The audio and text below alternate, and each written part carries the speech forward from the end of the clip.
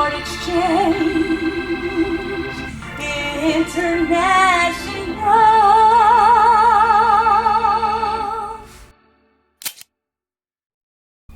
Hello everyone, my name is Grant and we're here at Keyboard Exchange International doing a short video just to show everyone exactly how you remove and replace a Leslie 122 amplifier. Now this replacement procedure is the same on a Leslie 147, but there is one less tube, but it would be almost exactly the same. So you could use this for that as well. But we're going to start by just taking the Leslie cable off the amplifier first. You're going to grab at the cable end, not the cable itself. You give it a little bit of wiggle back and forth so it comes off nice and easy. Next we're going to take this back off. It's just two flathead screws here, and we'll get those off. Oh, I'll put it on.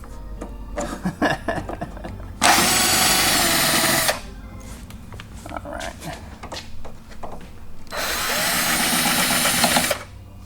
Okay, and then we set this guy aside. Now inside you can see you've got the rotating lower drum here, and the Leslie amplifier is here. Something to note, you don't want to touch these pins right here with your hands if you've recently been using the Leslie, like within the last hour. The amp can hold some charge and you'll get a little bit of a shock there. Not bad, but you don't want to do it.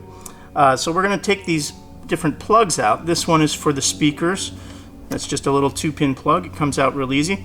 Then you've got these 4 plugs over here. These are the motors. You have fast and slow motor on your upper and lower, and these plugs need to go back in the same place. So the left is always brown, both of these are brown, and the right is white. So we're going to take these out. It's also labeled there on the amp, so hopefully the label is still on yours, and it's easy to get them back in. So we get these 4 plugs out. Now we've got a mounting screw right down here. That's the only screw holding this in, aside from a plate that's in the back of the amp, and we're going to slide it out off of that plate, and you'll see what I'm talking about in a second. So unscrew this. Might have to lift it a little to get the screw out of the bottom, like so. Then we're going to pull this out, and sometimes you got to wiggle it a little bit left and right to get it to come off of that plate easily. That one was pretty easy. So here we have the amplifier. Set it over here, and we've got 5 tubes on top. These are your power tubes. Again, if you've just been using the Leslie, these are going to be hot, so you don't want to touch them. You want to wait a little while, maybe 30 minutes after you've used the Leslie, before you take these out, if you're going to take them out, because you can burn yourself. But removing tubes is fairly simple. You want to grab by the base, and you just wiggle nice and gentle as you're pulling upward, and they will come out. So you pull them out like that. These you want to do the same. We're not going to pull them all out, but I will note that these 3 larger tubes, there's a key. There's a very small key there. You see a little piece sticking up on this center post. That fits into the hole a certain way, so you need to be careful when you put them back in. You can jam them in the wrong way, so you don't want to do that. So generally what you can do is, with them just sitting on the little post, you can turn it around until it falls into place, and then you can push it back in gently. This one is the same. So, all right.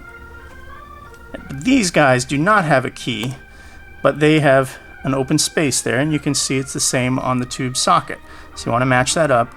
Try not to bend any pins, and you put a tube in, just like that. All right, fairly simple. Now when we put the amp back in, I was saying earlier, there's a little tongue at the back that fits in between these 2 plates here. It's going to fit into that slot. So we've got to find that a little bit. And if you want to look in there, Rodney's on the camera, you can see the metal plate sticking out at the back.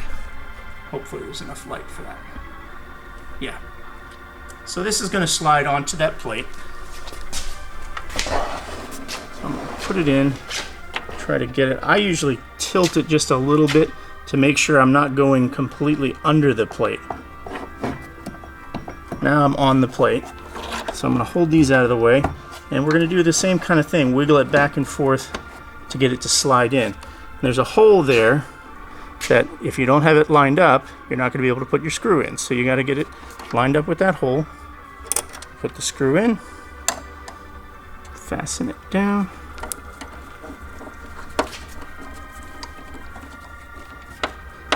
Then we're going to put the plugs in. Remember, here there is a label that shows brown on the left and white on the right. If you have a third plug here, make sure you don't plug into that. That's for something else. That's for a reverb unit if you have one. So the brown is on the left, white is on the right. Same with the bottom motors. Brown is on the left, white is on the right. I'll dress these behind just a little bit. And then we're going to plug this guy in.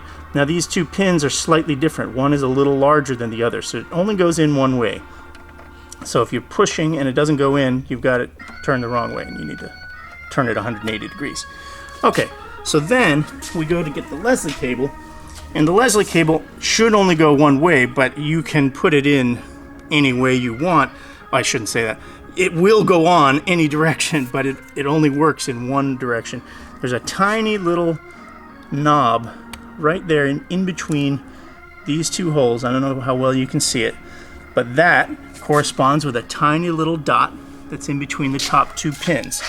Now occasionally this thing could be rotated on yours because people take these out and put them in, and they put them in crooked, but we try to always line them up here at Keyboard Exchange. So we're going to put that in nice and easy, and there you have it. Then you just put this back on and you are good to go. I hope that helps everyone, and have a great day. See you next time. Thanks for watching our video, and thank you also for helping keep the Hammond Tone Wheel B3 organ alive. We couldn't do all this work that we do here without you.